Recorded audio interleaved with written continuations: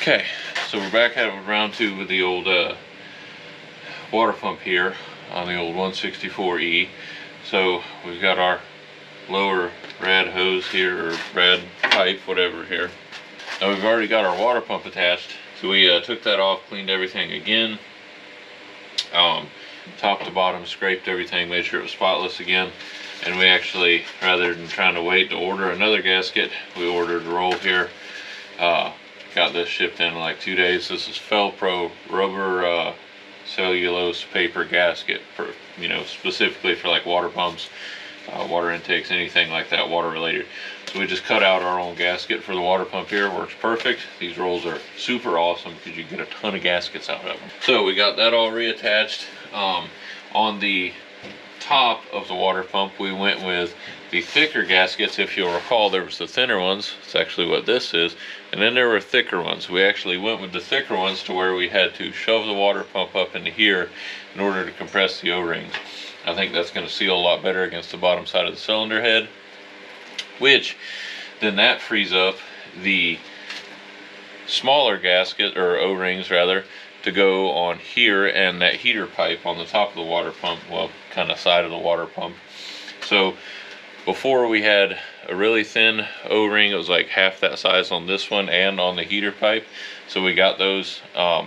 Those obviously were not thick enough to seal. They didn't seal no matter what I did. I didn't really have to wrestle to get the pipe into place. It just kind of fell into place, which I think is why it never really sealed up 100%. So these are much thicker. Supposedly, these are actually intended for the top of the water pump where it seals up against the cylinder head. Depending on the thickness of your head gasket, you use either the thicker ones or the thinner ones. Well, we were using the thinner ones, these, and it didn't really, like I said, we didn't really have to wrestle the water pump up into there like we were reading in the book or the manual and online and everything else. I think that was the problem. So we put the thick ones in there, we wrestled it up in there this time, got it in there nice and tight. This one here, then that allows us to use the thinner ones that are supposedly for the top of the water pump on the pipe and the heater pipe that's in there. Now this is going to require some wrestling, so what we're going to do in order to get these up in there is use a clamp. Once we get them up in there, it's going to be super tight, but once we do, I don't think there's any way that O-ring's going to leak. So let's show y'all the plan here, how to get them up in there. So that's the plan there. We're going to use a one of these here clamps like that, and we should be able to extend it, get it on between probably like up near the top of the cylinder head or maybe the top of the water pump or something, and clamp it into place, and that should allow us to really force that pipe up in there. So that's the plan anyway, so let's get after it. So this is what I was talking about here. We used the thicker O-rings here and here, and that allowed us to really be able to force this up in there and compress that O-ring where I think it's really going to seal really good. So now our other pipe is going to be going in here, but we got to be able to force it in an upward motion like this, so that's where that clamp's going to come in. Here, see this? Those O-rings we were using last time. See how thin they are? Alright, so we are going to use just a little bit of just some regular grease on the O-ring here, just to help kind of make sure it slides up in there. We don't want a ton on there. We can kind of take this, start trying to negotiate it up in there.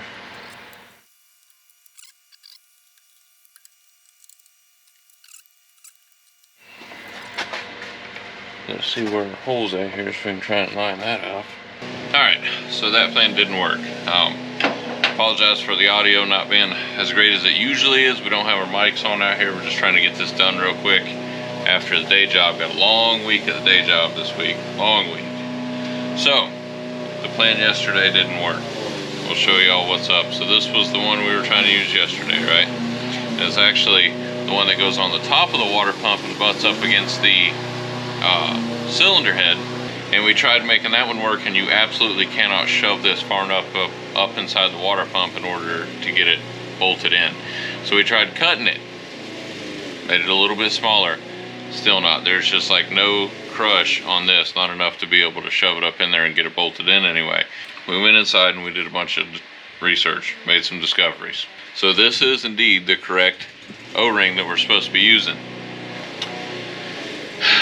So the reason why it's not working, as you can see, this is our old crusty water pump, right? We did clean out the part where this water pipe goes into. So that's nice and clean now. There isn't a bunch of corrosion on it. So if you will look, whenever we put that in there, it fits nice and snug. Look at that. It'll even hold the pipe. I mean, unless you wiggle it, obviously, but it will hold the pipe straight up and down. It will not stay that snug into the new water pump. We discovered that there is a batch of water pumps out on the market right now for these B20s and I think B21s also, but I know B20s and B30s, red block Volvo engines. And their reproduction, which is normal, you know, for something this age, their reproduction and the outlet, or inlet I should say, where this water pipe for the lower coolant hose attaches, is like 1/10 of an inch or something like that, some minuscule amount bigger than, it's bigger than the original inlet on the old Volvo water pumps. That's why this fits fairly snug inside the old water pump but falls right out of the new water pump. So if that hole in the new production water pump that we put on is like 1/10 of an inch bigger than the old hole, that is why this is leaking, and we absolutely cannot get it to seal up whatsoever. So we racked our brains last night trying to figure out something that we can friggin' do in order to make it work. So there's no sort of oversized O-ring that is a replacement that will work with an old pipe in the new production water pump. It just doesn't exist as far as I can tell. If somebody knows out there, leave it in the comments so we can help people out on their projects with these red block Volvo engines. But I'll tell you what our solution is going to be that we're going to try here. So we went up to O'Reilly's, and if you go in their help section, there's this Dorman. It's an O-ring assortment. It actually says distributor O-ring assortment. Part number 80024. Alright. Inside there's this O-ring. And if you'll see, now I'll tell you, the problem with these O-rings is not the height this way like we thought it was. The problem is the diameter. It is too skinny with this old school pipe on there. So you get this O-ring out of the Dorman set that we just showed you there, and it will slip right over, and it's a little bit of a snug fit, but as you can see, it is slightly bigger around than the old square cut O-ring that's supposed to be on these. So we're going to give this a try. So if it's a much tighter fit in the original water pump, like almost too tight of a fit in the original water pump, then it would stand to reason that it's going to be a nice snug fit like we need inside the new water pump. So let's see if it works. Hey, that is a nice, that fit in there nice.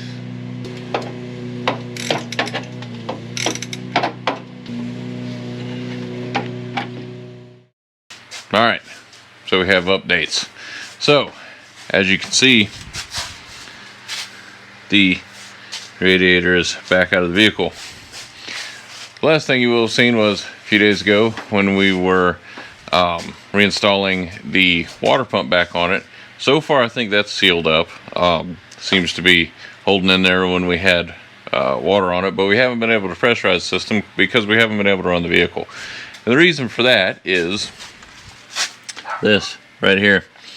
So we sprung a leak on one fin right here, and then we tried chasing that down with silver solder and epoxy and everything else, and then it would break out here, and then it would break out here, and we were chasing down, and we were just chasing down the leaks on it over and over and over again. So this old radiator there must just be super thin.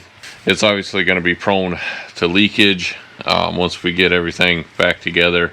It's just not, you know, it just ain't going to get the job done. It's an old 2-core radiator.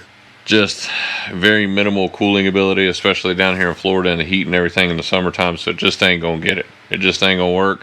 I could probably find it, you know, take it to a radiator shop somewhere and they could recore it or something, but at that point we're gonna be into it for the cost of a brand new radiator anyways. So what we're gonna do is get rid of the old Model T looking radiator that came with this, the original 2-core radiator, And we've got some upgrades here. There we go. That's right. So this is going to be an upgraded fully aluminum radiator. No plastic tanks or anything like that. It's fully aluminum, TIG welded and everything. And this is just a no-name brand that we got off of, I think, eBay. And this should work just fine. Alright, so this took a few days to get in. So it's actually a few days later after that last part of the video, obviously. So unfortunately, you know, takes a little bit of time to mail stuff. So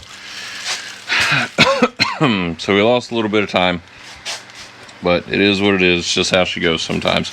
But hopefully this is going to be a much better unit here. I can get it out of here. Set it right there like that. You know, still see that there? Alright, cool. So this is going to do it right here. Alright, now as y'all can see, this is just an aluminum radiator. Goodness gracious, this thing is light, right? So one thing though, we have our spout for our expansion tank over there. That's actually in the correct position, so we won't have to worry about routing that hose all the way across the top of the rad or anything. The only thing that is different that's gonna, you know, require a little bit of modification here is this is a double pass radiator. Okay, so what I mean by double pass and single pass radiator, this is the original one. Goodness gracious, this thing is heavy compared to that new one. So this is the original radiator, correct? So water comes in one direction, flows down through the fins and back out the other direction. So it's only in the radiator getting cooled for probably 10 to 15 seconds, somewhere around there, because it only makes one pass, single pass, right? And this is a downflow also. You can tell by the tanks being on the top and the bottom. A cross flow radiator has the tanks on the sides, right? So it flows across, and then you can have either a single pass or a double pass, but this is a downflow single pass radiator. So the water comes in from the top, fills up the tanks, flows down once across the surface area and comes back out. And that's your single pass downflow radiator. So the piece that we're upgrading to here, man, it's so much lighter. So the piece that we're upgrading to here is a cross flow. You can see the tanks on either side, cross flow, and it is a double pass, meaning that the water comes in one direction, flows across this way one time, and then back across this way again, and comes back out again. So it's actually in the core for twice the amount of time. So that should help us a lot with the cooling capability of it and whatnot, especially like I said, down here in Florida in the heat in the summertime, it gets awfully daggum hot. So double pass, and this is a 3-core also instead of a 2-core radiator. So double pass 3-core radiator, and it's all aluminum instead of brass and copper or whatever. Comes with a brand new radiator cap, obviously, and it's just your standard kind of radiator caps that you can get, you know, just a normal radiator cap. I forget how many PSI it's rated for, but this should work just fine for what we need it to do here. I think this one is actually for like a 350 Chevy small block, so you know, if it's able to cool a small block Chevy, it should be just fine to cool this old 3-liter straight 6 here. So what we're going to do now, we'll have to make some custom brackets and stuff obviously for this, because our original mounts obviously aren't going to work going from a downflow to a cross flow like this. And we're not going to have our little mount down here on the bottom that positions it on the bottom of the core support. So we're going to have to come up with some custom mounting and whatnot. But first I want to try to put this in here and make sure that we're actually going to clear everything, including like our fans and stuff, and then we can start figuring out how to reroute our top radiator hose over here. The bottom one should work just fine, but we're going to have to reroute the top one. So let's get to it.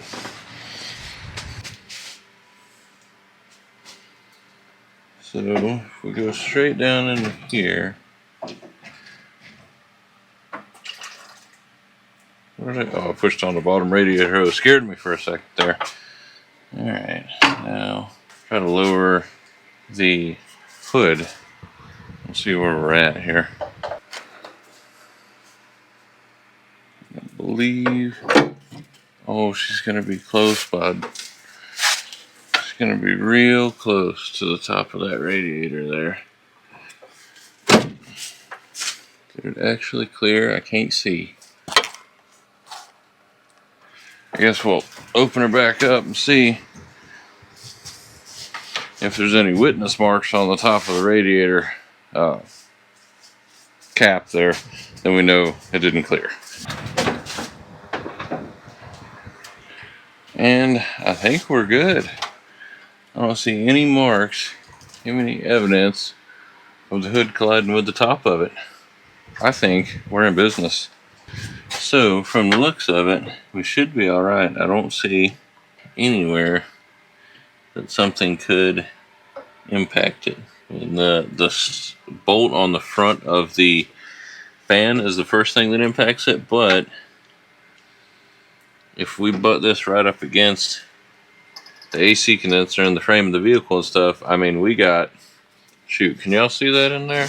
I mean, shoot, if we butt that right up against there, we got, you know, an inch of clearance between the front of the engine and this. I think that's going to work pretty darn good. Only other thing we gonna have to figure out, and we'll probably just end up self-tapping it into place or something, is the fan shroud, because it's going to need a fan shroud in order to stay cool. But yeah, I think that is going to work awesome. Now, one thing you might be wondering about is this is obviously for a manual transmission. There's no transcooler integrated into the radiator, but that's all right. We got a plan for that. Y'all stick tight. All right, so before we can move forward with any work on our transcooler setup and whatnot, we need to try to make some mounts for this radiator here, for the new radiator, and we got to work on modifying the fan shroud here in order to fit the new location of the upper rad hose and really the lower rad hose on this one also. Then we got to figure out how we're going to mount it to the new radiator itself, because the new radiator is taller but a little bit narrower than the old one. So got a little bit of modification to do, a little bit of fine tuning here, you know what I'm saying? So I think first off we're going to work on the mount on the bottom of the radiator. We will get that worked out and go from there. Okay, so I think first thing we're going to do here is pull the new radiator out of there, get it out of the way so we're not damaging it. Okay, so y'all should be able to see it. There's a little hole down here. It's a hole in the bottom core support, whatever you want to call it, and it has a little rubber bushing on it, and that's right where the radiator, where the old radiator sat. There was a pin on it. Get this fan shroud out of the way for now. So on the old radiator there was a pin on it right here, and it located it on the bottom of the radiator. So obviously we're not going to be using that anymore, so I want to get that grommet out of there. Just a little rubber grommet like that, and the pin for the old radiator on the bottom located it right there and held it, you know, from going anywhere. All right, so here's what we got. So we've got this piece of perforated angle. All right, what I'm picturing, you know, the radiator is going to sit down just like this. We've got the holes so we can run a bolt with a, you know, a big old bolt with a couple washers or something. We'll run it through that original pinhole that was in the bottom of the support for the original radiator. So it'll sit just like this. Radiator will fit in there. And we will have to figure out some self-tappers or something to go through the new radiator into this or the core support or something like that. But I wanted this underneath it so that it wasn't just that one little center portion there riding on the bottom of the radiator and wearing into it. So we've got this angle iron here, and we've got some rubber. This is just some stripping for like sealing stuff. And so we're going to double these up, and they are going to fit along like this, to where when the new radiator fits on there, it's got a nice rubber isolator underneath it to protect it from the steel and vibrations and stuff like that. So that's the plan. I reckon first thing we got to do is mount this up to the frame or core support, whatever you want to call it there, and then we'll put the rubber over the top of it. Yeah, we'll put the rubber over the top of it. That way it protects the bottom of the radiator from whatever bolt we're using. So first thing, got to dig through the old bolt buckets over here. There's several of them. There's like 5. All right, so got to dig through the old bolt buckets, find us a couple, or one nut and bolt and a couple washers that's going to work for us. We'll be right back. All right, so this is what we got going on here. We got our piece of angle. We got a couple washers, nut and a bolt. All right, so let me see here. I should be able to mount it right about there perfectly. That little rad hose is kind of, if we have to make this, you know, if we got to cut a little bit off the ends or something, it ain't gonna be no big deal. It'll still work for what we're trying to do here with no problem. Sorry, you guys ain't gonna be able to have a very good view here. Okay, so that's what we're looking for, kind of right there. Got to be wary of these brake lines over on this side. Y'all can kind of see it's just a nice little channel that the radiator is going to set down right in, hopefully. Okay.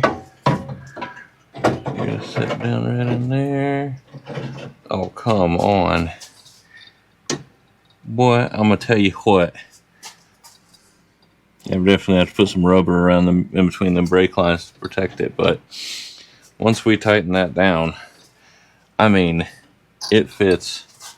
I don't know if y'all can even see that there, but it fits right down in the channel perfectly, like it was made to go there. Goodness, that's perfect. All right, so now the only thing we've got to figure out is how we're going to mount that rubber to the bracket. I'm thinking just some self-tappers or something should work fine. I do want to kind of get that brake line moved over out of the way a little bit first, so that we don't have to worry about any chafing or anything like that going on that brake hard line. That would not be good. So let's deal with that real quick. Yeah, so this brake hard line down here is what we're talking about. This was originally kind of over to the side here, and there should be a hole where this bolt went through originally. All right, yeah, we're just gonna run a little self-tapper down through there, hold it in place.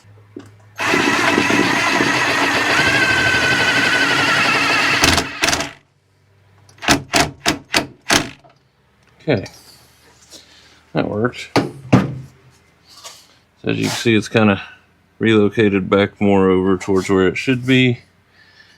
Now we'll probably still trim some of this off just to make sure it's not going to impact it at all.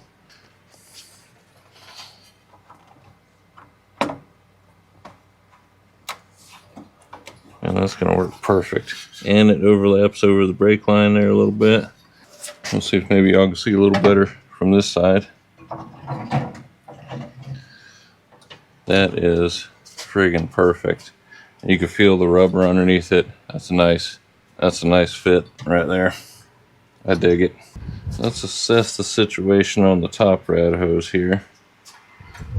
Well, actually, you know what? Never mind. We'll do that once we have this mounted.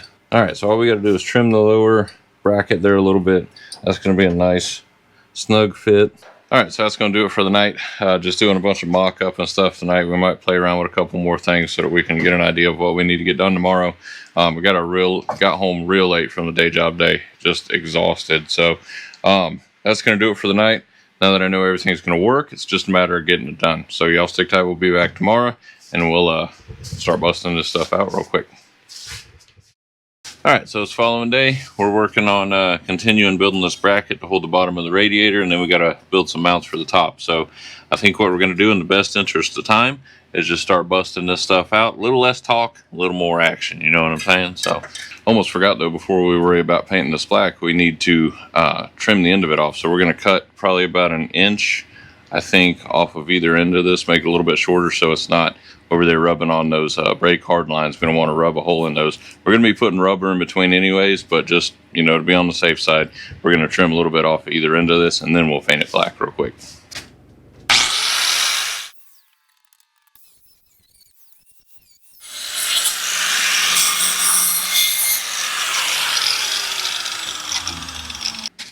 Okay, I like the looks of that a lot better. Just we'll finish clearing it off with a hand file real quick. Should be good to go. All right, so one other thing I wanted to do was notch the end on the bottom of this radiator. Is a little portion like this where there's actually it's like a bracket, right? So it looks exactly the same on the bottom as it does here with this little bracketry. So that bracket is contacting those brake lines I had mentioned earlier. So what we're going to do is just cut a little notch out like this so that it fits around it. It's not going to affect the tank at all. This is just the bracket. So I'm going to make a couple marks for that. Just going to show you all what I'm talking about here. Those couple little marks right in there. We're just going to notch this out like this.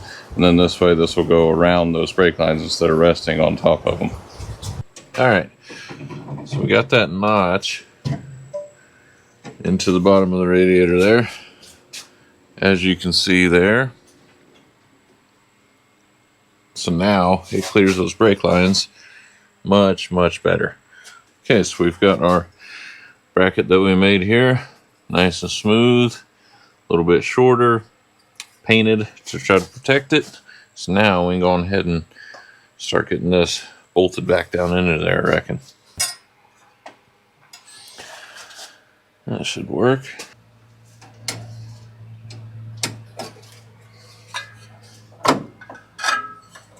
Okay, so we actually just ran a little self-tapper in there just to keep this from wiggling side to side on the nut and bolt here. A little torque down there, that should be good. Alright, so let's get our rubber strip put in there next. Okay, just like that, protect the brake lines over there and any chafage. Cool. And I think the way this is, it fits in there tight enough that I think we can just leave it just like that.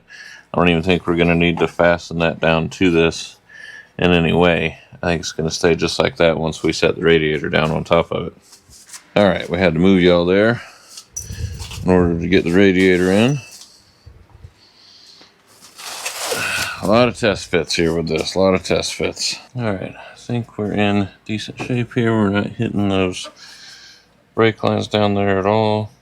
We got to do the fan shroud still, but I want to make sure this is still going to clear the hood.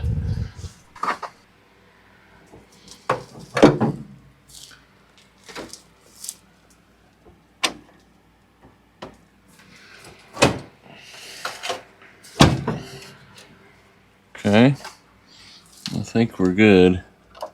Yeah, I don't see any witness marks anywhere where the radiator cap ran into anything, so I think we're good. We're going to mount this as level as possible. Know what I mean? Well, it's setting pretty darn level as it is, so that's good. So, we're going to bust out some mounts for this real quick, and then we'll be right back. Alright, so we got some brackets whipped up here. Just real quick out of some just steel L brackets. So now I'm just mounting them to the car itself. Just drilling a little pilot hole there. Help out with the self tappers that we're using.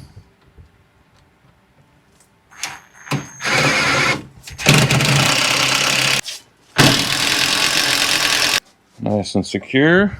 Not the greatest looking bracketry in the world, but it's going to work for what I need right now. Radiator is secure. That sucker ain't going nowhere. Okay, so we took the radiator back out, put the fan shroud down in there so we can take some measurements for this fan shroud, because we're going to have to cut some out for the new holes for the radiator hoses and whatnot here. Just trying to figure out how I can make this work with this new radiator. Okay, so we got the radiator pulled out here. We made some marks off the fan blades like this. So something like this should be, kind of gives us an idea of where the fan rotates here. I think that might work. We could probably drill a hole through here, zip tie it or something through there. Because this isn't going to be focused up like this, it's going to be right up against us, so then the fan blades will clear it with no problem. Basically, we're just looking for the radius. You can kind of see the marks here, so we know our fan blade is going to rotate around like this. That should be pretty well good there. Right like that. We got to level it out a little. We're a little crooked. A little E-odd, you know what I'm saying? A little E-odd for my mainer viewers. Now we're going to do some trimming on this. Alright, so this is what we got here. As you can see, we cut holes for the new location of the upper rad hose. We trimmed this side because it's just hanging over way too far, because this radiator is taller, but it's narrower than the old one. So let's see if that's going to work.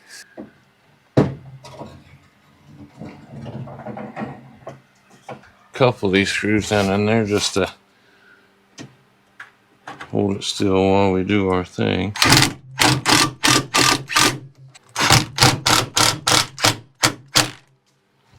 Alright, nice and secure. Now, hey, look at that. Doesn't hit everything anymore. I wonder if I can zip tie it through there. If that will hold it like that. I don't hear no rubbage. Oh, maybe slight. Yep, I spoke too soon. Okay, so we're not going to be able to have it like that. Thinking we'll just run a zip tie over there for now. One on the bottom, one on the top. And that should get us where we need to be with no problem.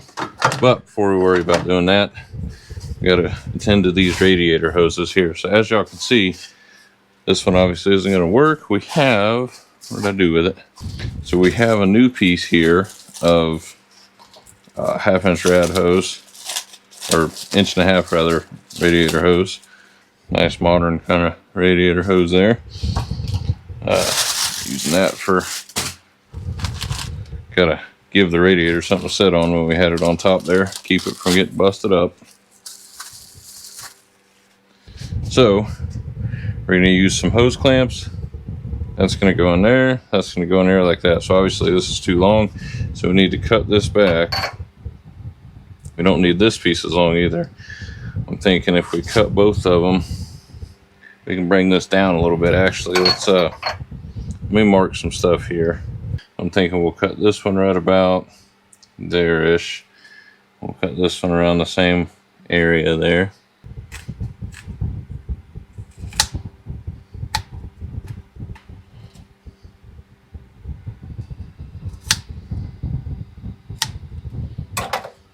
Alright, we'll clean up the fibers there with a lighter real quick.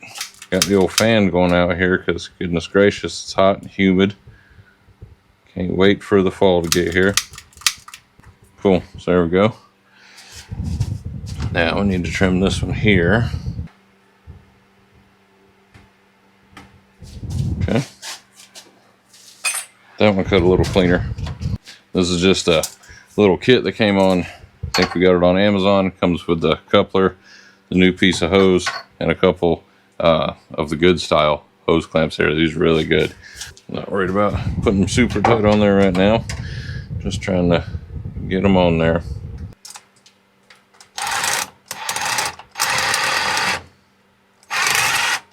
Okay, I think once we cut the end of this one off a little bit, I think we'll be all right.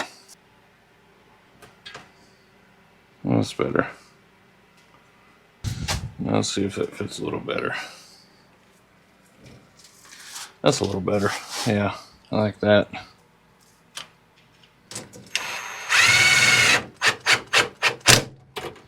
Just barely cinching them down with this here. We're not running them down with the impact.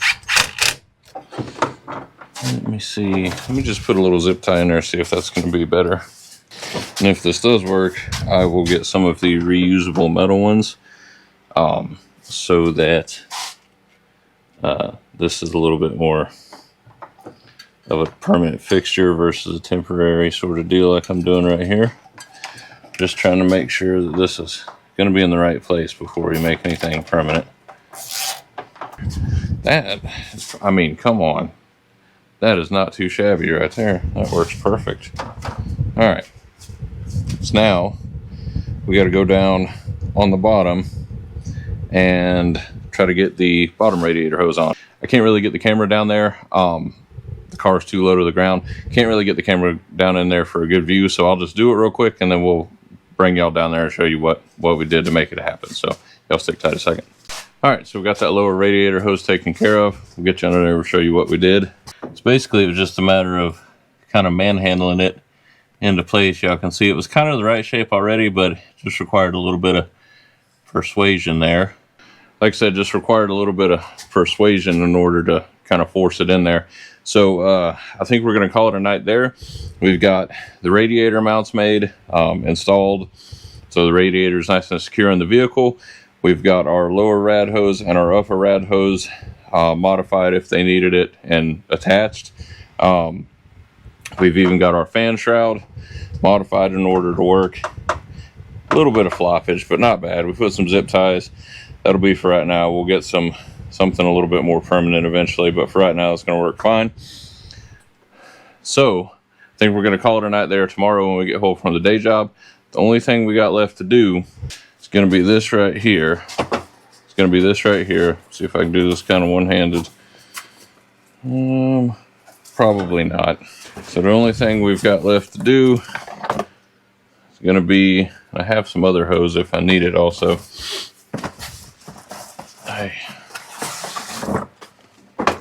So the only thing we're going to have left to do is going to be our aftermarket transmission cooler, because as you will remember, we eliminated the transmission cooler with this radiator here. This radiator is for a manual transmission, like I said, like a small block 350.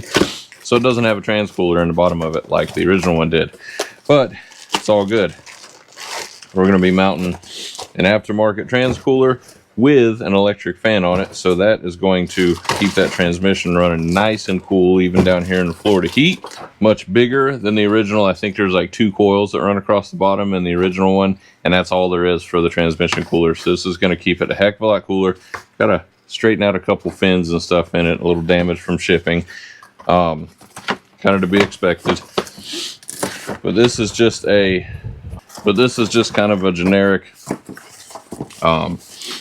aftermarket trans cooler from online. I think I got that on eBay for like 50 bucks or something, or $55, something like that. It was really affordable.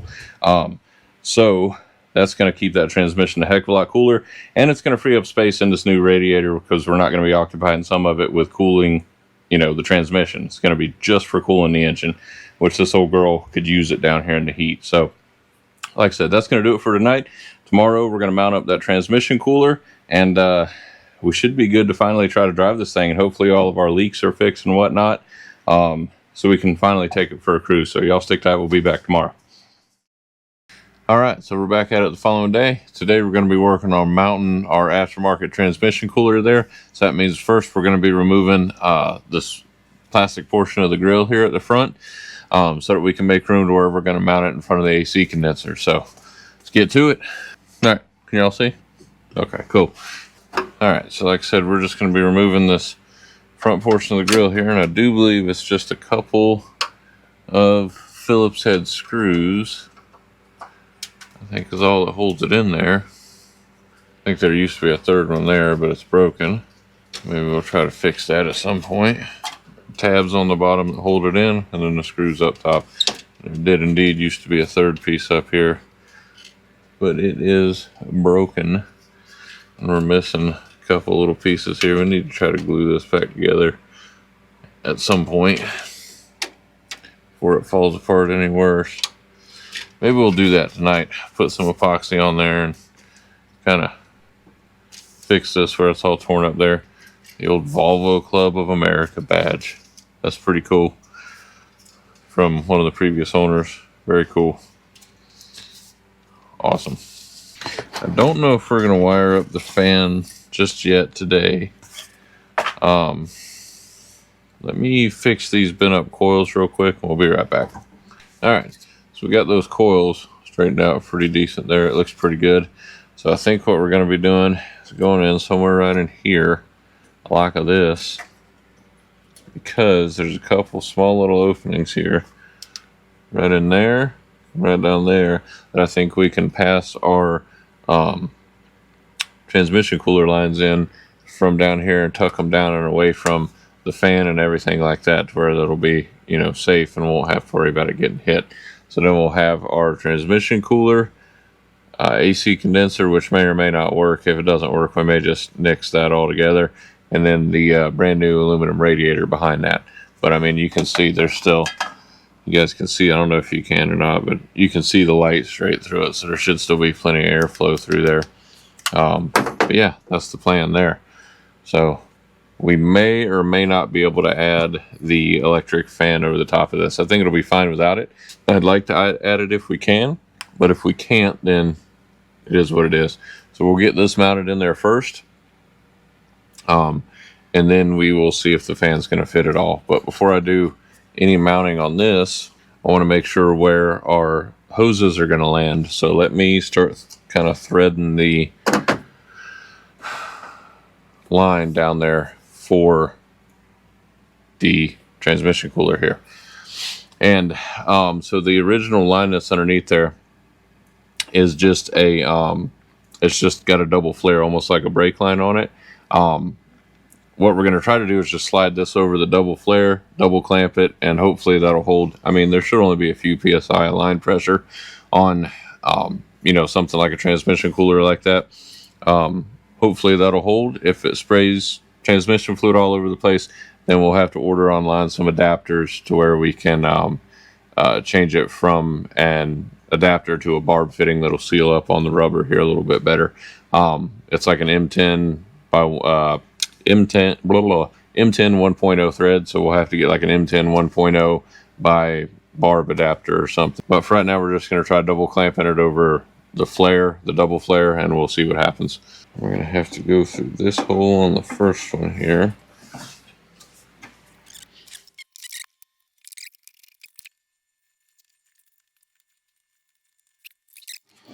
I'm going to have to add some grommets and stuff like that to this stuff to make sure that we're not rubbing on anything. Alright, so here's what she's looking like. So we just have this kind of hanging by a piece of wire up here. Obviously we're not going to leave it crooked like this, but what we're running into is we got one line connected down there from the top port here on the transmission cooler down to the original outlet hose on the side of the transmission. We don't have enough hose. That took a little bit more than half of the length of that hose that this kit came with. So beware if you're buying this kit. Like I said, it's like 50 bucks on like eBay. It doesn't come with a whole lot of hose, so we're gonna have to run and grab some more hose. So we're gonna take this short piece here, and it ended up like this much too short, like 8 inches. Goodness. So we're gonna take this with us and go and get some more hose. But what I wanted to do in the meantime before we do that is look and see if this fan looks like it's even going to clear the grill and everything. And so this is the fan here. I guess we can just tuck the wire down in there. Maybe it'll rest right there. Perfect. So now we can take our grill and check and see if it looks like it would have any chance of clearing. And look at that, it would too. Yep. And actually it'll be up a little bit higher, so it would clear even better than that. Now, I do have to double check and make sure that this fan is a pusher, meaning it's going to push air this way. I can't remember what it said in the description there of the product, but we may skip this just for time right now. I'm not sure. But either way, we know it should work in here and give us even more airflow through there. So we're gonna go get some more hose and then we'll be right back. All right, so we're back. We got more hose the same diameter as our original one this time. Yeah, but we got, I think, like 3 foot of it from O'Reilly's. So, all right, so we're gonna go on ahead and try to start weaving this one through there, I reckon.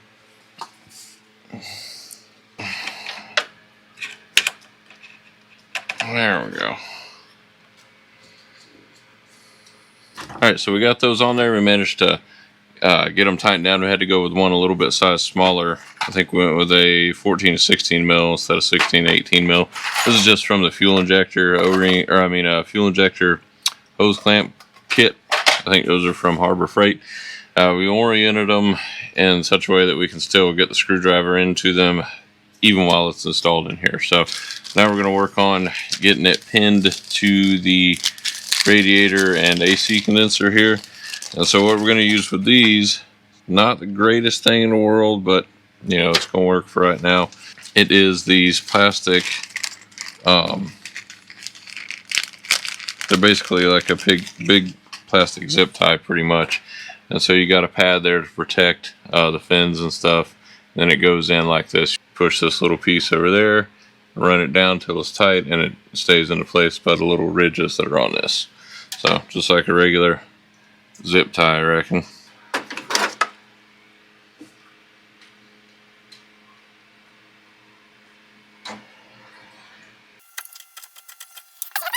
Okay, we're on the back side here. And if you look back here, that's it right there, just pokes through the radiator. Now we'll run our zip tie portion down from there, like that, tighten it down, clip off the excess so it ain't hitting the fan.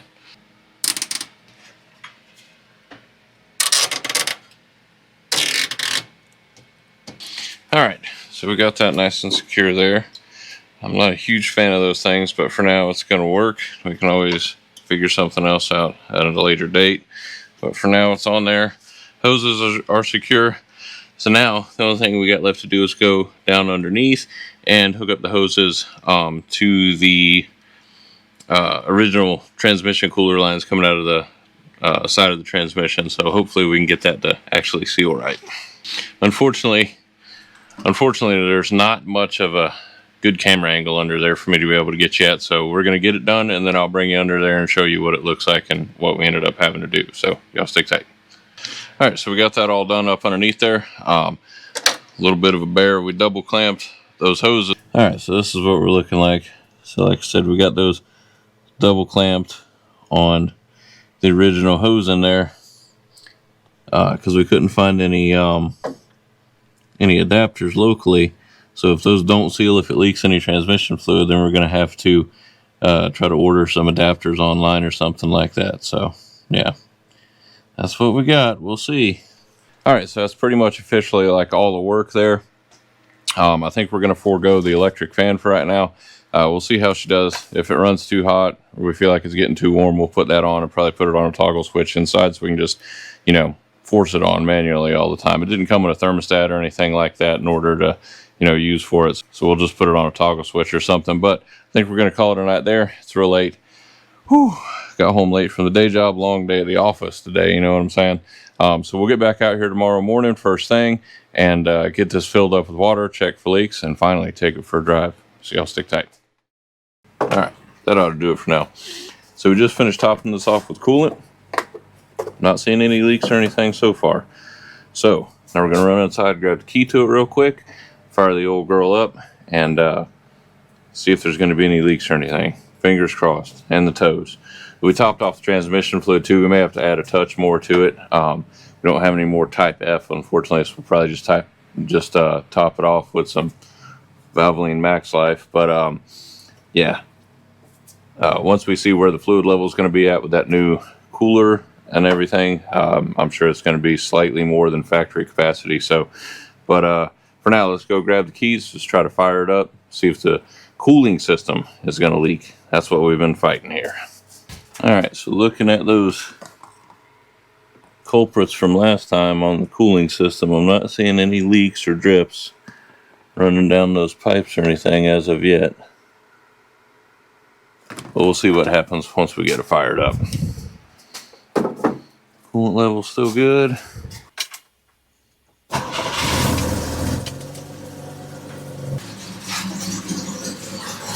Alright, I think she's running good enough to stay running for the moment. Let's check again for leaks.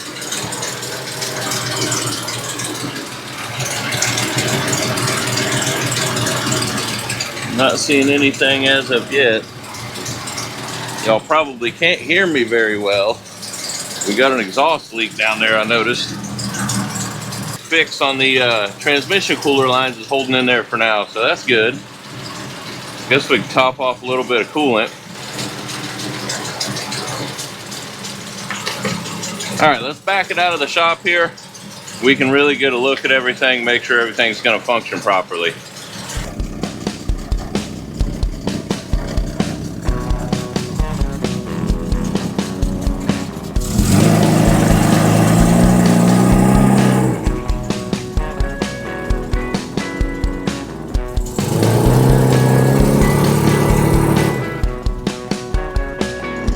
right, so far it's looking pretty good. I think we're gonna call that a good repair.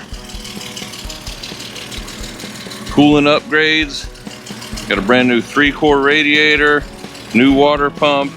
We fixed the alternator belt being super loose on there. Brand new transmission cooler on the front there. We even glued the grill back better. All right, so I think we're gonna call that a success. If we have to fight these coolant leaks any further, I don't know what we're gonna do. We're gonna have to figure out something. In the meantime, for now, it's running good, sounding good. We gotta fix that exhaust rattle back there. That's driving me crazy. But what do y'all think of the new t-shirts there, huh? Trying out some different makers and whatnot. If y'all like these sort of shirts, let me know down in the comments. Maybe we'll start posting some up for sale now that we got over 500 subs. So speaking of subscribers, don't forget to like and subscribe if y'all enjoy this sort of content.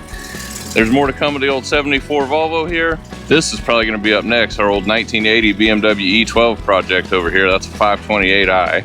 If y'all keep up with the channel, you will have seen that fired up for the first time in, like, I don't know, I think it's since 2017, something like that. Me and my son out here, that's gonna be his first car, so we got that fired up and ready to go. Well, fired up for the first time, I should say. There's a lot more to do before she's ready to go. But anyways, if y'all enjoy this sort of content, don't forget to hit that bell and like and subscribe. We greatly appreciate it here at Southern Motorworks. So that's gonna do it for this episode. We're gonna get back to work. Got some other errands to run today, and we'll catch y'all on the next one. All right, y'all have a good one out there.